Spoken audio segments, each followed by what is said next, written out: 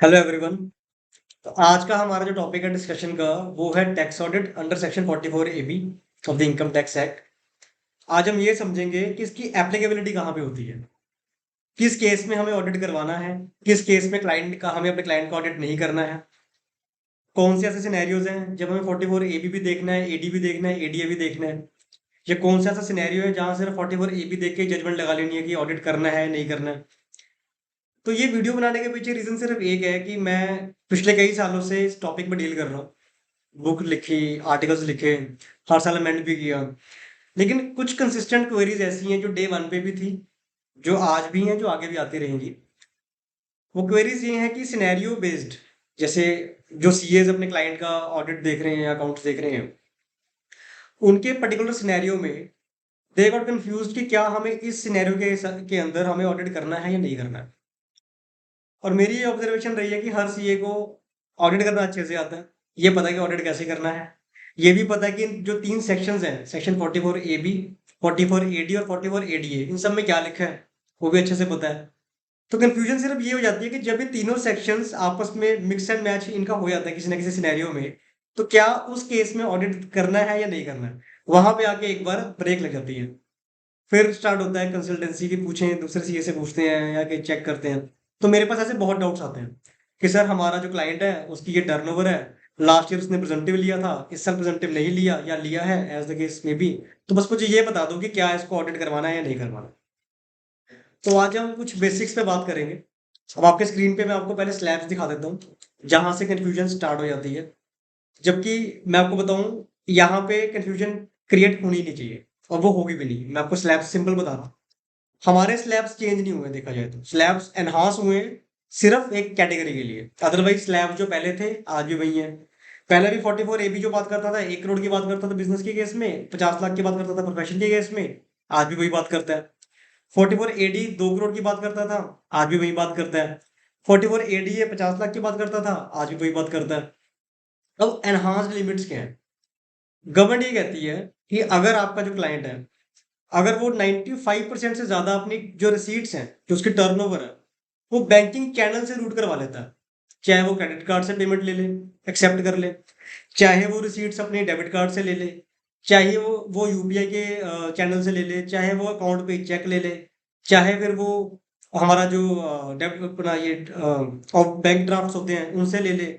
जितने भी चैनल्स हैं, जो ट्रांसपेरेंट चैनल्स हैं हमारे, अगर वो इनमें से किसी चैनल के मतलब माध्यम से वो कोई भी रिसीट ले रहा है और वो टोटल रिसीट्स उसके 95% ऑफ टोटल रिसीट से ज्यादा है जितनी उसने वहां से रिसीट्स ली, फॉर एग्जांपल 100 करोड़ की टर्नओवर है, अगर वो 100 करोड़ में से 95 करोड़ की जो टर्नओवर है वो वहां से ले रहा है, कहाँ से ले रहा है, बैंकिंग चैनल से ले रहा है, तो वो एनहांस लिमिट का पार्ट बन जाएगा। लेकिन ये एक कंडीशन है, एक कंडीशन और है इसके साथ, कि जो हमारा क्लाइंट है उसके जो टोटल पेमेंट्स हैं, जो वो टोटल खर्चे कर रहा है, टोटल पेमेंट्स कर रहा है बिजनेस में, उस पेमेंट का 95% जो पेमेंट्स हैं उस पेमेंट का, अगर 100 करोड़ की पेमेंट कर रहा है कोई क्लाइंट, उसमें से अगर 95 करोड़ की उसने जो पेमेंट्स हैं अगर बैंकिंग चैनल से कर दी, या उससे ज्यादा की जो पेमेंट्स हैं 95% या उससे ज्यादा की पेमेंट्स बैंकिंग चैनल से कर दी, तो दो चीजें होंगी, एक तो रिसीट्स, एक पेमेंट्स। रिसीट्स देखी जाएगी 95% ऑफ टोटल ग्रोस रिसीट्स, खर्चे या पेमेंट्स देखी जाएंगी 95% ऑफ टोटल पेमेंट्स। अगर दोनों कंडीशन मैच हो जाती है, उस केस में हमारे क्लाइंट को एनहांस्ड लिमिट का एडवांटेज मिल जाएगा। अब ये एनहांस्ड लिमिट तीनों सेक्शन में अलग अलग है। 44 ए बी जो कि हमारा टैक्स ऑडिट का सेक्शन है, उसमें ये एनहांस्ड लिमिट है 10 करोड़ की, आपको स्क्रीन पर दिख रही होगी। 44 ए डी उसमें ये एनहांस्ड लिमिट है जो अगर बिजनेस की बात करूं तो 2 करोड़ से 3 करोड़ की, 2 करोड़ हमारी नॉर्मल है, 3 करोड़ की एनहांस्ड लिमिट है। और 44 ए डी उसके अंदर एनहांस्ड लिमिट है 75 लाख की, जो कि प्रोफेशन की बात करता है। तो ये सिंपल है, आपको जब भी कोई आपका क्लाइंट आपके पास आता है या जो आपका रेकरिंग क्लाइंट है जैसे भी है, आपको सिर्फ एक चीज देखनी है कि जो क्लाइंट का बिजनेस मॉडल है, उसके बिजनेस मॉडल के हिसाब से क्या वो कैश में ज्यादा डील कर रहा है या फिर वो बैंकिंग चैनल में डील कर रहा है। ठीक है, उस हिसाब से आपको लिमिट चेक करनी है। अगर आपके क्लाइंट जो है वो मतलब बैंकिंग चैनल से ज्यादा रूट कर रहे हैं, फॉर एग्जांपल मैं अगर बेसिक बात करूं, हमारा इंस्टीट्यूट है, हमारा इंस्टीट्यूट अगर वो अभी हम मान लेते हैं वो एक हमारा इंस्टीट्यूट जो है वो प्रॉफिटेबल एक एंटिटी है, जो फॉर प्रॉफिट एंटिटी है, उसको एज्यूम कर लेते हैं। ठीक, एक वो फर्म है और फॉर प्रॉफिट में डील करती है, फॉर प्रॉफिट वाली वो सेटअप है। उसका जो मेजर रेवेन्यू है वो एग्जामिनेशन फीस है, ये मेंबरशिप फीस है। इन फीस से वो मेजर पैसा कमाता है हमारा इंस्टीट्यूट। अब जो मेंबरशिप फीस से वो पैसा कमा रहा है या वो एग्जामिनेशन फीस से पैसा कमा रहा है, आज के टाइम में सारी पेमेंट्स बैंक से आ रही है। इवन पहले भी ऐसी आती थी, कैश का ऑप्शन था नहीं। कैश का ऑप्शन बहुत ही पहले था जब मैंने सीए स्टार्ट की थी। अब जो पेमेंट्स है वो हमें बैंक से पे करनी होती है सारी, चाहे वो आपकी मेंबरशिप फीस है एनुअल, चाहे आपकी स्टूडेंट की फीस है। तो इस केस में क्या है, इस केस में मुझे पता है कि मेरा जो क्लाइंट है, मेरा क्लाइंट कौन है, इंस्टीट्यूट है, मुझे उसको ऑडिट करना है। मुझे पता है कि उसकी जो मेजोरिटी या फिर 95% से ज्यादा जो इनकम है, और ये हवा में नहीं चेक करना, हालांकि मुझे यहाँ दिख रहा है ट्रांसपेरेंट तरीके से। मुझे ऑन रिकॉर्ड्स जो हमारे पास फाइनेंशियल्स आएंगे, उस फाइनेंशियल में जो रिकॉर्ड्स हमारे सेल्स के रिकॉर्ड है, उसमें से चेक करना है कि हमारे पास क्या उस टोटल सेल्स का 95% या उससे ज्यादा डिजिटल फॉर्मेट में आ रहा है या नहीं आ रहा है। सिमिलरली जो हमारी पेमेंट्स हैं, जो 100% पेमेंट हमने कर दी, उसमें जो 95% से ज्यादा की जो पेमेंट्स हैं हमने वो डिजिटल तरीके से की है या नहीं की है, उसके बेस पे आपको एनहांस लिमिट देखनी है। बिल्कुल बेसिक बात थी, इससे ऊपर कंफ्यूज इसमें नहीं होना है। ठीक है। अब हम बात करेंगे कुछ एग्जांपल्स की। एग्जांपल हम लेंगे पहले बिल्कुल बेसिक, सेक्शन 44 ए बी। जब मैं बात कर रहा हूँ बिल्कुल बेसिक की, स्क्रीन पे आपको दिखेगा अभी जो एग्जांपल मैं ले रहा हूँ। आपको ये सोचना ही नहीं है कि 44 एडी एग्जिस्ट भी करता है इस केस में। अभी तक जब तक हम 44 एडी या एडीए की बात नहीं करेंगे, आपको एज्यूम करना है कि 44 एबी ही है जो है, और आपको सिनेरियो इसी को लेके चलना है। अब पहला जो सिनेरियो आपके सामने स्क्रीन पे आ रहा है वो ये है कि एक्स एक एसएससी है या एक क्लाइंट है, मेरा क्लाइंट है फॉर एग्जांपल।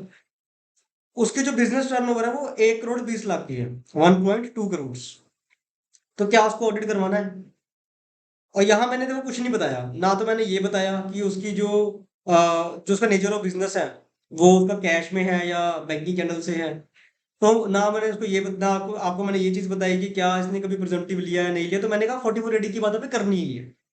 हमने ये एज्यूम करना है कि ये सिंपल एक है, ना तो इसने कभी 44 एडी लिया ना इसको पता है इस बारे में। ठीक है। इसने 44 एबी के हिसाब से अपना अब चेक करना है। तो टर्नओवर कितने से ऊपर देखेंगे?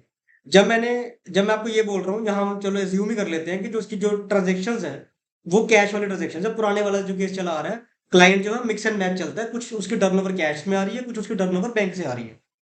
50% फॉर एग्जाम्पल कैश में, 50% उसकी बैंक से आ रही है, जो नॉर्मल सिनेरियो आजकल होता है। मार्केट जाते हो, सामान लेते हो, परचेज करते हो, ट्रेडिंग के वाले के पास जाते हो, किसी फॉर्म में जाते हो, आपने कुछ सर्विसेज ली, आपने गूगल पे कर दिया, या आपने चेक दे दिया, आपने या फिर आपने कैश दे दिया। अब मिक्स एंड मैच चल रहा है। ठीक है। तो इस केस में हमारी जो बेसिक assumption है वो यही है कि जो क्लाइंट है वो नॉर्मल बिजनेस कर रहा है, मिक्स एंड मैच चल रहा है, कैश भी चल रहा है और हमारा जो बैंक भी चल रहा है, बैंक ट्रांजेक्शन भी चल रही है। तो इस केस में क्या ऑडिट होना है? So the answer should be yes. हमने क्या देखा? टर्नओवर कितनी है? 1 करोड़ 20 लाख। हमारी लिमिट कितनी है? 1 करोड़। तो जब वो 1 करोड़ से ऊपर चला गया तो ऑटोमेटिकली हमें क्या, हमारी जो लिमिट है वो एक्सीड कर चुका है टर्नओवर में, तो उसका ऑडिट होना है। चलो अगला देखते हैं। ये भी बेसिक्स की बात करेगा, ये बात करेगा प्रोफेशन की। अब जो वाई जो है वो एक प्रोफेशनल है, उसके प्रोफेशनल इनकम जो आ रही है पूरे साल की, जो ग्रॉस रिसीट्स आ रही हैं वो आ रही है 52 लाख की, यानी 52 लाख रुपीज की।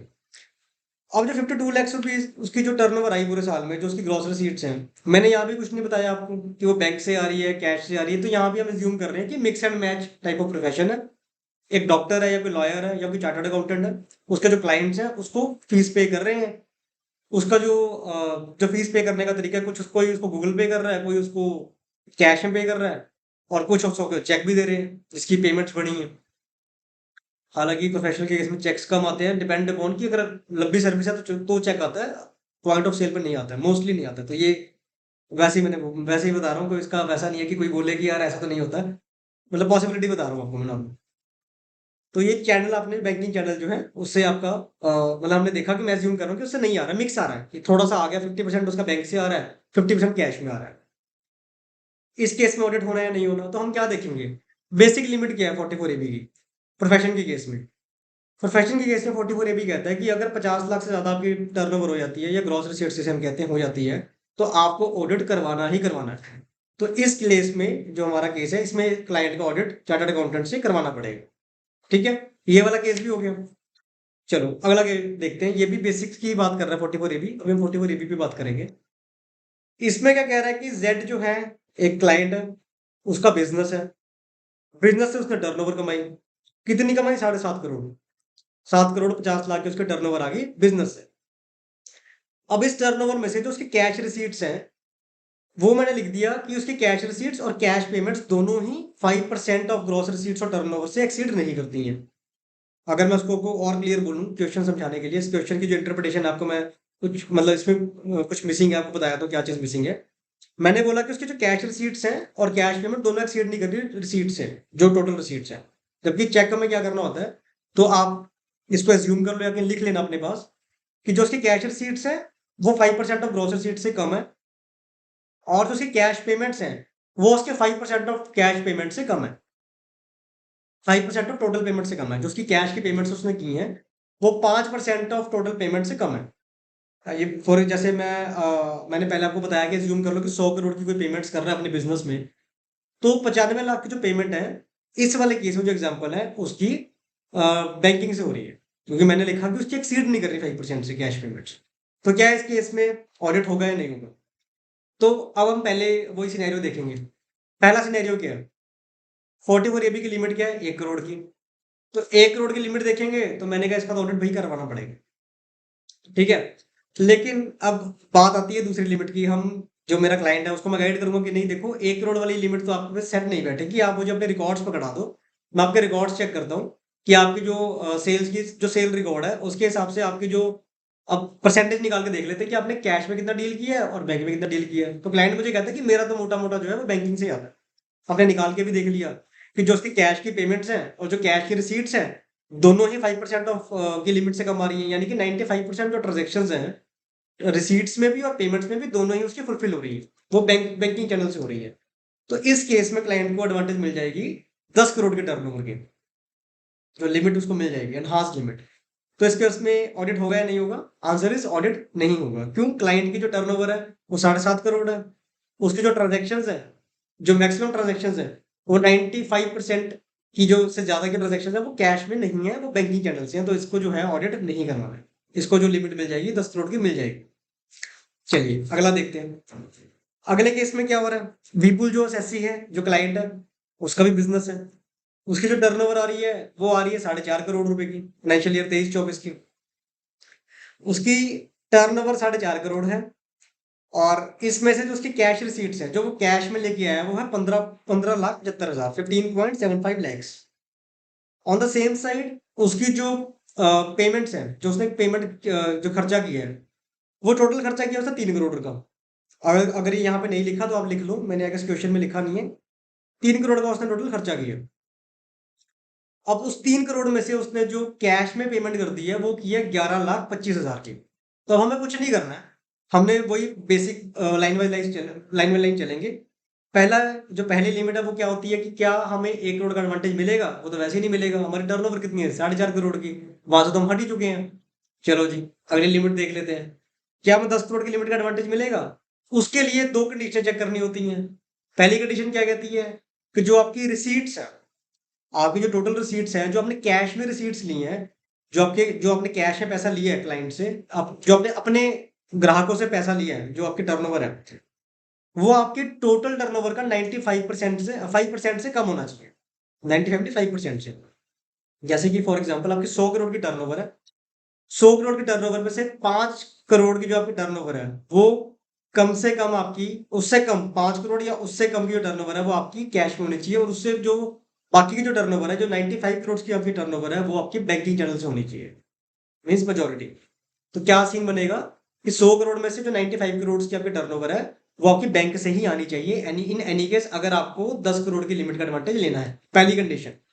दूसरी कंडीशन क्या होती है इस केस में कि अगर आपकी 100 करोड़ के आपने खर्चे कर दिए तो कम से कम 95 करोड़ के खर्चे उसमें से आपको बैंकिंग चैनल से करने होंगे। अब हमारा केस देख लेते हैं। हमारे केस में जो कैश रिसीट्स है वो 15,75,000 की है, उसके हम परसेंटेज निकालेंगे 4.5 करोड़ के साथ कंपेयर करके, जो निकल के आती है समवेयर अराउंड 3.5%। तो क्या वो 3.5% जो है वो 5% से कम है? बिल्कुल कम है, ठीक है ना। क्लाइंट ने क्या किया, 15,75,000 जो कि उसकी 3.5% की उसकी इनकम है वो उसने कैश में ले ली। जो उसकी बाकी की इनकम है वो उसने बैंकिंग चैनल से ली है, इसका मतलब अगर कैश में नहीं ली तो इस केस में पहली कंडीशन हमारी फुलफिल हो जाती है। अब हम देखेंगे पेमेंट वाला सिनेरियो। क्लाइंट ने क्या किया, उसकी जो 11,25,000 की पेमेंट है वो उसने कैश में ले ली, टोटल पेमेंट 3 करोड़ की है। तो जो 11,25,000 की जो है वो समवेयर अराउंड 2-3% ही बैठेगा। तो वो भी उसकी 5% से अंडर है, तो दूसरी कंडीशन भी फुलफिल हो जाती है। कंडीशन क्या थी कि कम से कम 95% का जो आपका खर्चा है वो बैंकिंग चैनल से होना चाहिए, वो भी हो गया यहाँ पे। तो कंडीशन वन भी फुलफिल मतलब हो गई है, कंडीशन टू भी फुलफिल हो गई है। तो इस केस में क्या होगा, हम क्लाइंट को 10 करोड़ की लिमिट का एडवांटेज दे सकते हैं। तो ऑडिट नहीं करवाना उस केस में। क्यों? क्योंकि उसके टर्नओवर जो है वो 10 करोड़ से कम है और दोनों सिनेरियोज उसके फुलफिल हो जाते हैं 95% वाले, तो उसको ऑडिट नहीं करवाना। चलिए अगला देखते हैं। अगले केस में क्या है कि विकास एक जो क्लाइंट है मेरा, उसके इसकी जो टर्नओवर बिजनेस टर्नओवर है वो 7.5 करोड़ की है, 7 करोड़ 50 लाख की। जो कैश की रिसीट्स है वो 95 लाख रुपए की है और जो कैश में उसने खर्चे किए हैं वो 35 लाख की हैं। तो क्या इसका ऑडिट होना है नहीं होना? पहली चीज, क्या 1 करोड़ से ऊपर है टर्नओवर? बिल्कुल 1 करोड़ से ऊपर है। दूसरी चीज, क्या 10 करोड़ का एडवांटेज दे सकते हैं? कैसे कैसे देंगे? हम दो चीजें चेक करेंगे इसके लिए। पहली चीज क्या चेक करनी है कि क्या जो उसने क्या जो रिसीट्स हैं जो उसके टर्नओवर है, उस रिसीट्स का जो 5% जो उसकी इनकम आ रही है, क्या वो 5% या उससे कम की इनकम कैश में है और बाकी कैश से कम है, या उसको सीधा तरीके से समझे, जो 95% की उसकी इनकम है क्या वो बैंकिंग से आ रही है? ठीक है, वो 95 भी हो सकती है, वो 100% भी हो सकती है, अगर आपको लिमिट का एडवांटेज लेना है। तो हमने सिंपल चेक किया कि जो 7.5 करोड़ की उसके टर्नओवर है उसमें से जो 95 लाख रुपए का उसने पैसा कमाया, वो उसने कमाया कैश में, जो कि कितना परसेंट बैठता है हमारा 7.5 करोड़ का? वो बैठता है 12.6%। तकरीबन 12.5% के आसपास जो उसकी इनकम है, इसका मतलब वो कैश के चैनल से आई है, उसने बैंकिंग चैनल से नहीं लिया। हमारा जो सेक्शन कहता है 44 ए बी, वो कहता है कि अगर आपने 5% से ज्यादा खर्चा ज्यादा इनकम कैश में ले ली तो आपको लिमिट का एडवांटेज नहीं मिलेगा। तो यहाँ पे वो कंडीशन ब्रीच हो गई। क्लाइंट की जो इनकम है वो 12% से ज्यादा जो इनकम है वो कैश में आ रही है, तो पहली कंडीशन हो गई फेल। दूसरी कंडीशन क्या है? पेमेंट की। जब पहली ही फेल हो गई है तो दूसरी हमें चेक ही नहीं करनी है। ठीक है, कोई हमें तो दोनों कंडीशन फुलफिल करनी थी। जब पहली ही फेल हो गई है तो दूसरी तो हमें चेक ही नहीं करनी, तो इस केस में ऑडिट करवाना मैंडेटरी है।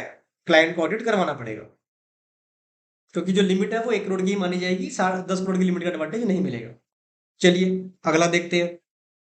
अगले केस में क्या है, एक क्लाइंट है तो उसकी जो टर्नओवर है बिजनेस से वो है 11 करोड़।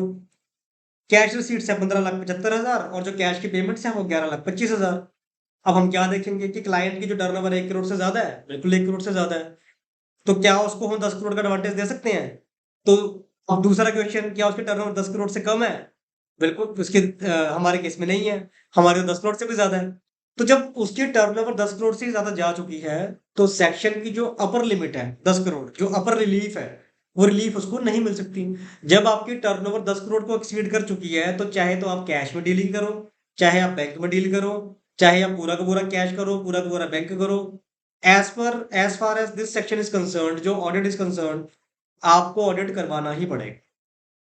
अब मैं यहाँ पे सेक्शन 269 वाले नहीं लेके आता, SSNTT, जहां हम कहते हैं कि कितनी पेमेंट कैश में अलाउड है कितनी नहीं, वो अलग सिनेरियोज है। तो मैं बोल रहा हूँ as far as this section is concern, tax audit is concern, आपको ऑडिट करवाना पड़ेगा कि आपने जो है कि आपकी जो टर्नओवर है 11 करोड़ रुपए है। ठीक है, चलिए अगला देखते हैं। अब हम बात करेंगे सेक्शन 44 AD की। अभी तक हम बात कर रहे थे 44 AB की, अब हम चीजें मिक्स करनी स्टार्ट कर देंगे। अब थोड़ी सी चीजें कॉम्प्लिकेट होनी शुरू हो जाएंगी, तो देखते हैं। आज के टाइम में हर प्रैक्टिसिंग सीए ये चीज नोटिस कर रहे होंगे कि जो हम आईटीआर फाइल कर रहे हैं, एक ईज ऑफ कंप्लायंस हमारे लिए भी है कि हम 44 AD का सेक्शन देखते हैं कि क्या हमारे क्लाइंट पे लग सकता है, हम उसके अंदर उसके आईटीआर फाइल कर देते हैं। जहां तक सिंपल केसिंग है, सेम हम केसेस ट्राई करते हैं कि ठीक है, अगर कोई ऑडिट नहीं जिसका बन रहा उसका भी 44 AD हम फाइल करके क्लोज करने का ट्राई करते हैं, क्योंकि ईजी है, कन्वीनियंट है, हमारा भी टाइम बचता है, हमारा हमारा हमें उतना उसमें उतना चेक नहीं करना पड़ता जितना कि हमें नॉर्मल चीज़ों में, नॉर्मल रिटर्न्स में चेक करना पड़ता है। हमारे लिए ईज़ी है, हमारा टाइम बचता है इस केस में। अब ये हमारा जो केस आ रहा है, अब हम केस के साथ डिस्कस करेंगे कि जो क्लाइंट है एक्स, उसकी बिजनेस इनकम है, वहां से उसकी टर्नओवर आ रही है 1 करोड़ 20 लाख।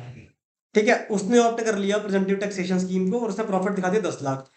तो प्रिजम्पटिव टैक्सेशन स्कीम क्या कहती है? सेक्शन 44 AD ये बोलता है कि सरकार ने इतना कह दिया कि भाई तुम जितना मर्जी कमाओ, अगर तुम 2 करोड़ तक कमा रहे हो 44 AD के हिसाब से, अगर तो तुम 2 करोड़ तक कमा रहे हो, तुम भूल जाओ, तुम 1 करोड़ को भूल जाओ, मैं तुम्हें एक रिलीफ दे रहा हूँ कि तुम 2 करोड़ तक कमाओ, डबल तुम्हें लिमिट कर दी, तुम 1 करोड़ की टेंशन छोड़ दो ऑडिट की, तुम 2 करोड़ तक कमाओ, लेकिन कम से कम 8% मुझे प्रॉफिट डिक्लेयर कर दो, 8% प्रॉफिट दिखा के मुझे टैक्स दे दो।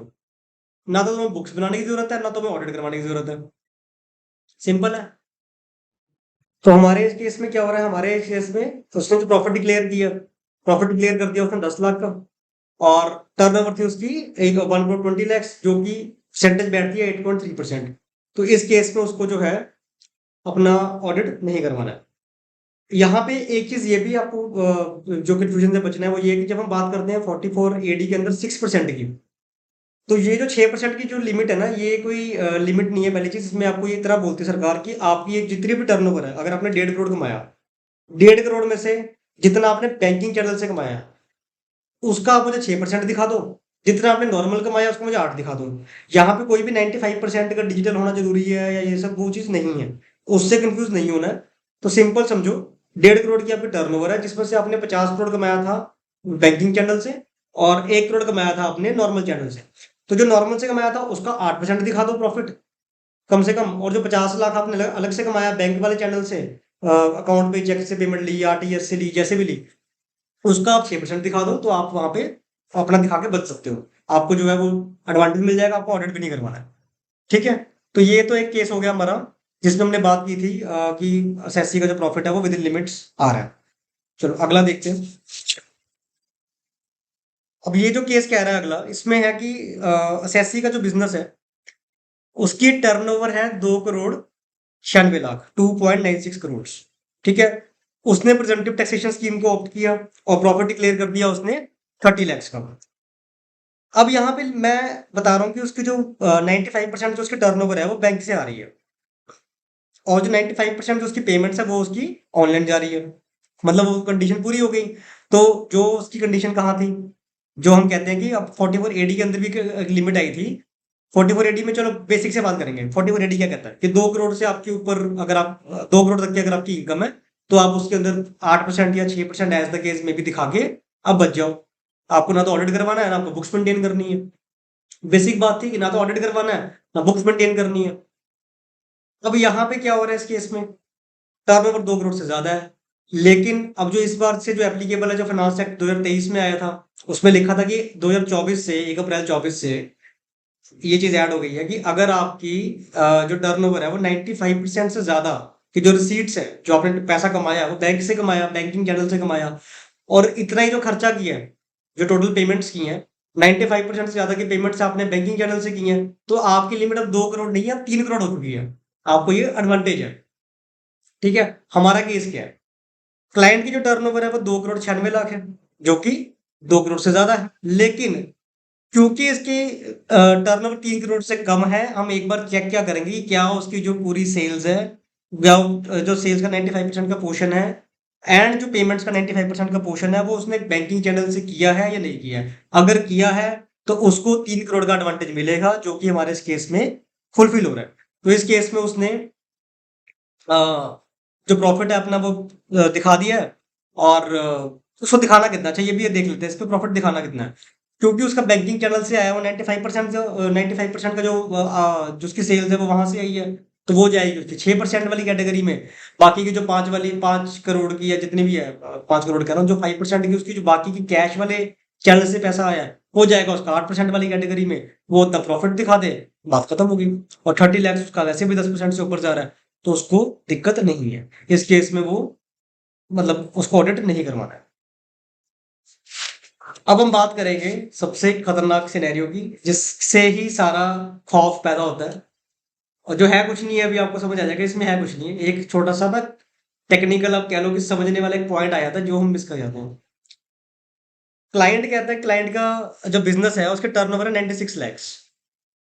क्लाइंट ने प्रेजेंटिव टैक्सेशन स्कीम ले रखी है पिछले 3 सालों से, वो हर साल जो है 44 AD के अंदर अपनी इनकम शो कर रहा है, और प्रॉफिट उसने इस साल दिखाया 3.5 लाख।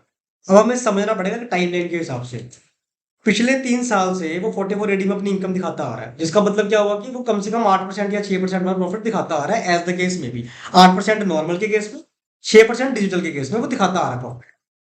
तो उसको इस साल भी दिखाना था, क्योंकि 44 AD क्या कहता है, अगर आपने एक बार 44 AD ले लिया तो आपको 5 साल तक वो लेना ही पड़ेगा। जिस साल अगर उन 5 सालों में आपने 44 AD नहीं लिया, किसी भी एक साल में वो तोड़ दी, वो आपने चेन तोड़ दी, आपने 44 AD फर्स्ट ईयर लिया, सेकंड ईयर लिया, थर्ड ईयर लिया, फोर्थ ईयर में आपने बोला मैं 44 AD ले नहीं रहा, जिस साल आपने वो चेन तोड़ी, उससे अगले 5 सालों में आपको 44 एडी का एडवांटेज नहीं मिलेगा। उससे मतलब वो 5 साल आपके आगे आपको एडवांटेज नहीं मिलेगा आपको। आप वापस 44 एडी में आ ही नहीं सकते, तो वहां पे नुकसान हो जाएगा। मतलब जहां पे आपने चेन तोड़ी, तब तब से लेके 5 साल तक आपको वापस से 44 एडी में एंट्री नहीं मिलेगी। ठीक है? तो आपको ये बहुत ध्यान से देखना पड़ता है कि मेरे क्लाइंट ने 3 साल से 44 एडी ली है, तो उसको इस साल भी लेना चाहिए। मेरे केस में क्या हो रहा है, 96 लाख की उसकी टर्नओवर है, जो कि 1 करोड़ से भी कम है। दो तो छोड़ो, एक से भी कम है। पर हम यहाँ पे 1 करोड़ देखेंगे ही नहीं, हमने प्रेजेंटिव मेंशन कर दिया कि वो प्रेजेंटिव में देता आ रहा है हर साल, तो उसकी लिमिट ही 2 करोड़ की बनती थी, क्योंकि वो 44 एडी में फॉल कर गया। लेकिन इस साल क्योंकि उसने अपनी जो इनकम है वो दिखाई है सिर्फ 3.5 लाख, जो प्रॉफिट दिखाया है। तो क्या ये 3.5 लाख जो जो प्रॉफिट है वो 8 लाख में आता है? चलो निकाल के देख लेते हैं। अब इस केस में अगर मैं इसका निकालूं 3.5 लाख, तीन हमारी टर्नओवर है 96 लाख, तो ये हमारा बैठता है समवेयर अराउंड 3.6%। ठीक है, 3.5% का जो उसने है प्रॉफिट डिक्लेयर कर दिया। सेक्शन क्या कहता है, कम से कम 8%। अगर डिजिटली किया तो चलो 6%। इसका तो वो केस भी नहीं है, दोनों ही केस से बाहर है। और इसने कितना दिखाया, 3.5% के आसपास। तो कंडीशन होगी ब्रीच। अब यहाँ पे बड़े ध्यान से सुनना, चार्टर्ड अकाउंटेंट्स क्या सोचते हैं सारे, जो जो प्रॉब्लम आती है कि यार, अब क्योंकि क्लाइंट जो है 44 एडी से तो बाहर हो गया, 44 एडी तो उसको यहाँ मिलेगा ही नहीं। ठीक है, 44 एडी से निकल गया, तो उसका ऑडिट हम एक काम करते हैं, ऑडिट रहने देते हैं। क्यों? क्योंकि उसका 1 करोड़ से भी कम है। अब यहाँ पे सीए मिक्स इसको कर देते हैं क्लब दिमाग में, जहां नहीं करना था। यहाँ नहीं करना था, करना था लेकिन सेक्शन को पढ़ के करना था। आपने बिना सेक्शन पढ़े उसको मिक्स कर दिया। कैसे मिक्स किया कि चलो एक लॉजिकल सोच के देखा, कॉमन सेंस लगा के देखी, जो कि चलो कहीं ना कहीं कॉमन सेंस में काम आ जाएगी, पर income tax is not about the common sense, it's about the facts, जो कि लिखा हुआ है। कॉमन सेंस तो काम इतनी नहीं आती है इसमें। हमें पहले वो लाइन पढ़नी पड़ेगी और लाइन के हिसाब से हमें डेवलप करनी पड़ती है अपनी कॉमन सेंस। तो यहाँ पे क्या कहता है सेक्शन, मतलब सेक्शन बात क्या कहता है बाद में बात करेंगे। सीएस क्या सोचते हैं, या जो टैक्स प्रोफेशनल्स है वो कहाँ अड़ जाते हैं आगे, कि यार मेरा जो क्लाइंट है उसकी टर्नओवर सिर्फ 96 लैक्स है, 1 करोड़ से कम है, 44 एडी उसको मिलेगा नहीं इस साल। तो ऑडिट क्यों करवाना है? क्योंकि वो 1 करोड़ से भी कम है, 44 एबी भी नहीं फॉल कर रहा। टैक्स ऑडिट का जो मेन सेक्शन है वो तो 44 एबी है, जिसकी कम से कम लिमिट 1 करोड़ की है। मेरे क्लाइंट की लिमिट तो उससे भी नीचे है, जो टर्नओवर है वो 96 लैक्स है। तो ऑडिट नहीं करवाना है। ये हो गया आंसर गलत। अब यहाँ पे आता है section 44 AD clause 4 clause 5 picture में। वो क्या कहता है, क्या अगर असेसी ने एक बार सेक्शन ले लिया, मैंने आपको अभी ऑलरेडी बताया कि एक बार ले लिया तो 5 साल तक लेना ही पड़ेगा, चाहे वो 44 एडी है चाहे 44 एडीए है। एक बार ले लिया तो 5 साल तक लेना ही पड़ेगा। अगर आपने किसी भी एक 5 साल में उस सेक्शन को छोड़ दिया, तो पहली कंडीशन तो यहाँ पे ये आपको आप पे एक चीज लग जाएगी कि आपको अगले 5 साल तक सेक्शन नहीं मिलेगा वापस। आपको अपनी बुक्स मेंटेन करनी है in any case books maintain करनी ही करनी है। आप ये नहीं बोल सकते कि मैं बुक्स मेंटेन नहीं करूंगा, मेरी टर्नओवर कम है। आपको करनी पड़ेगी। जो एक एडवांटेज था एडी वाला वो चला गया। ठीक है, दूसरा केस, आपको अपने अकाउंट्स ऑडिट करवाने ही पड़ेंगे।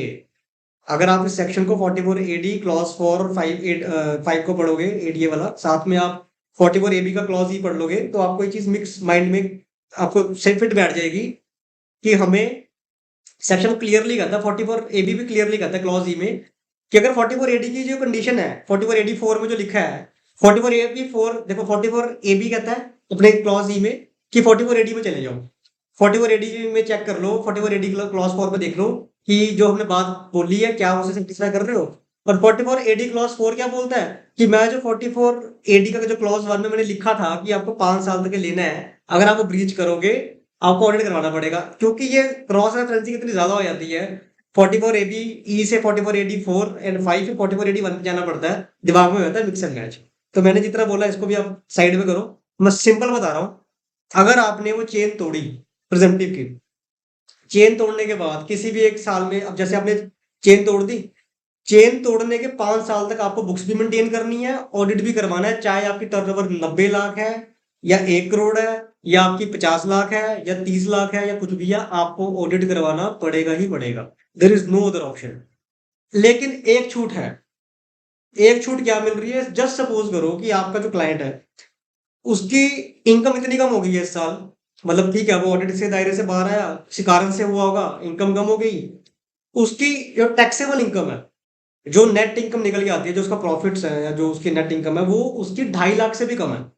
2.5 लाख, 3 लाख या 5 लाख, जो हम बेसिक स्लैब की बात करेंगे, जैसे मेरे केस में जो मिस्टर ए है, वो एक इंडिविजुअल है, मैं मान रहा हूँ उसकी जो एज है वो 60 साल से कम की उसकी उम्र है, तो उसके ऊपर स्लैब कौन सा लगेगा? उसके ऊपर लगेगा 2.5 लाख का स्लैब।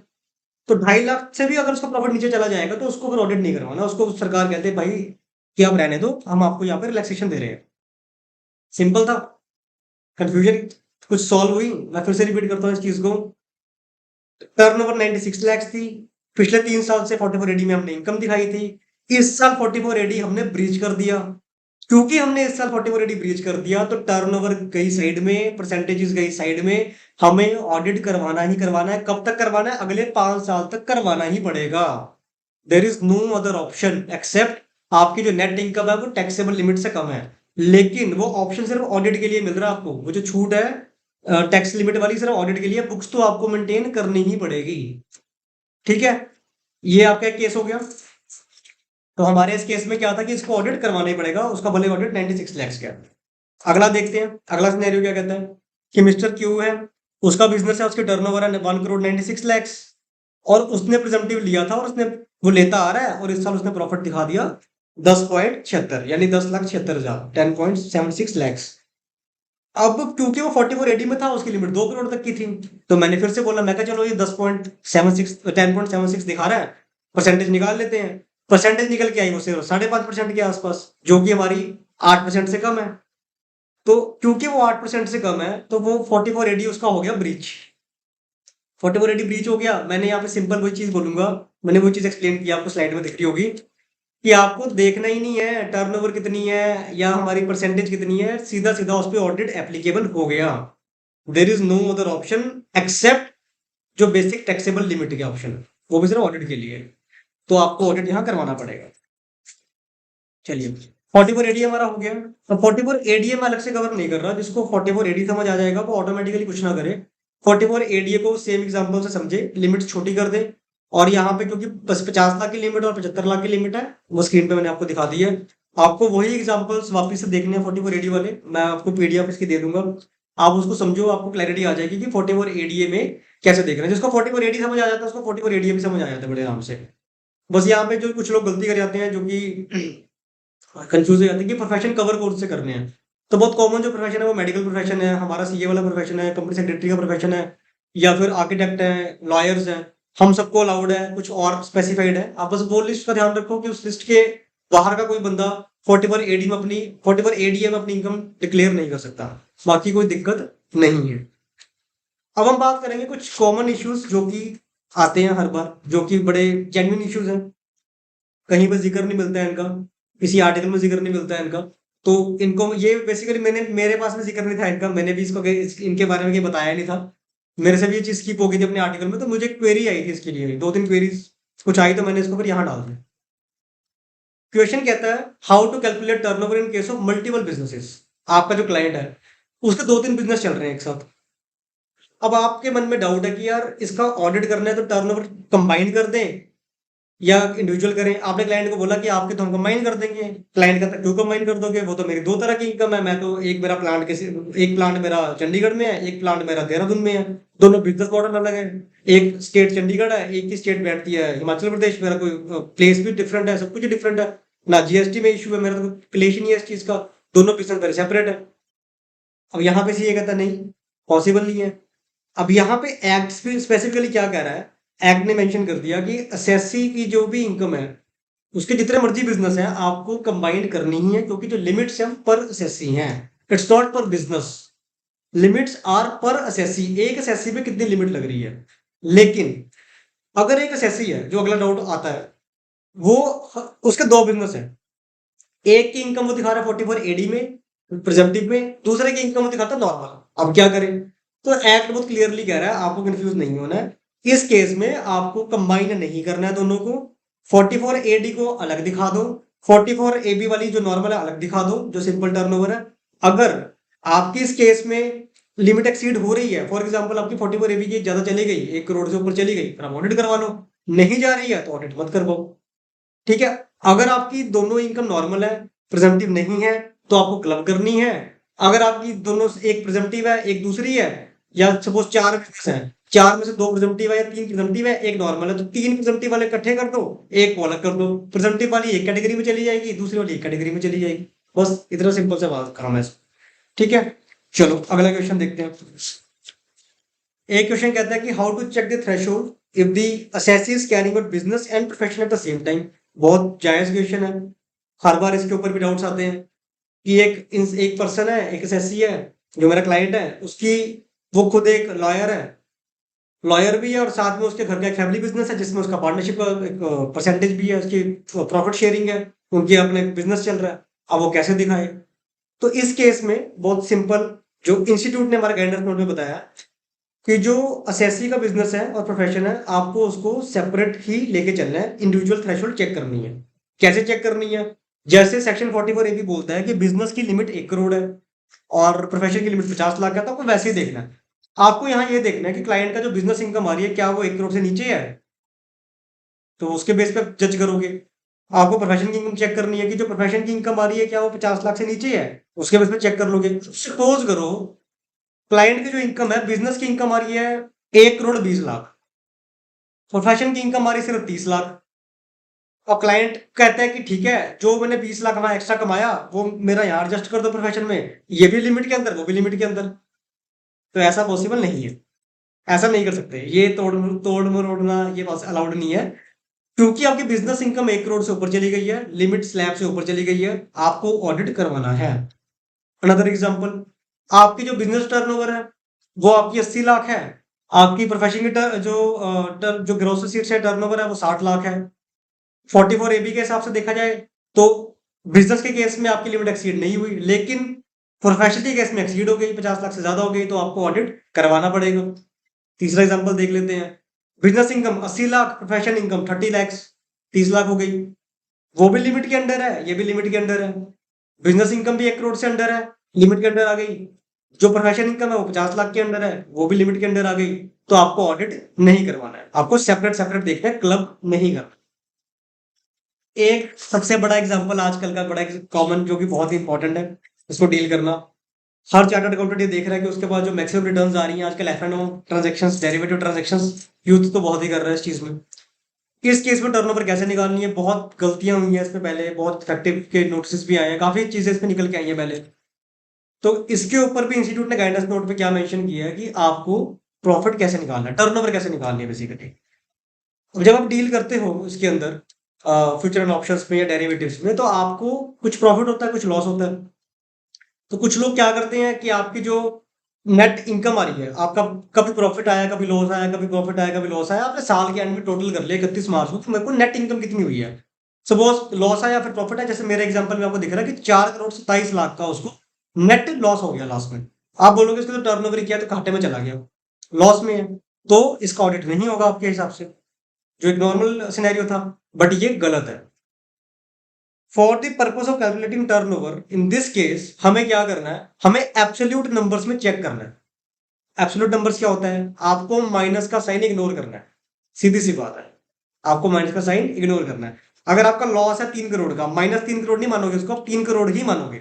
आप एग्जांपल देखो, मेरे पहले केस में 3.5 करोड़ का लॉस था, लेकिन वो एब्सोल्यूट में 3.5 करोड़ की फिगर बना दी मैंने, ना तो वो प्रॉफिट है ना वो लॉस है, वो एक मेरी फिगर है, एब्सोल्यूट नंबर है मेरे लिए। सिमिलरली बाकी भी सारे की है, तो आपको ये सारे टोटल करके ऐड करने हैं, माइनस का साइन हटा के एब्सोल्यूट करके टोटल करना है। जो आपके टोटल गेन एंड लॉस की वैल्यू आएगी एब्सोल्यूट टर्म से, वो आपकी टर्नओवर है। तो इस केस में 7 करोड़ 82 लाख यानी 7.82 करोड़ आपकी टर्नओवर है। ठीक है, तो ये कुछ केसेस थे। मुझे उम्मीद है कि अब टैक्स ऑडिट की एप्लीकेबिलिटी के जो कुछ डाउट्स हैं वो क्लियर हो गए होंगे, क्योंकि ये बहुत कॉमन डाउट्स हैं जो मुझे बार बार घूम के यही आते रहते हैं मेरे पास। मुझे अभी भी पता है अभी बहुत चीजें आएंगी, क्योंकि हर एक चार्टर्ड अकाउंटेंट के पास नए तरह का क्लाइंट है, नए तरह का सिनेरियो है, और नई तरह की उसी तरह से इश्यूज भी हैं। तो इसको बेस लेके आप एक बार ट्राई करो उसको डिकोड करने की, कि आपके केस में क्या होता है। And I am assuming and I am hoping, I am expecting कि आपका मैक्सिमम जो डाउट है वो रिजोल्व हो जाएगा। ठीक है, तो अभी का जो हमारा पॉइंट था, आज हमने ये समझा कि ऑडिट करना कब है, करना कैसे, वो बात की बात है, वो सीएस को वैसे भी पता होता है। करना कब है, उस पे हमने चर्चा कर ली। कर रहा हूँ। Thank you, have a nice day.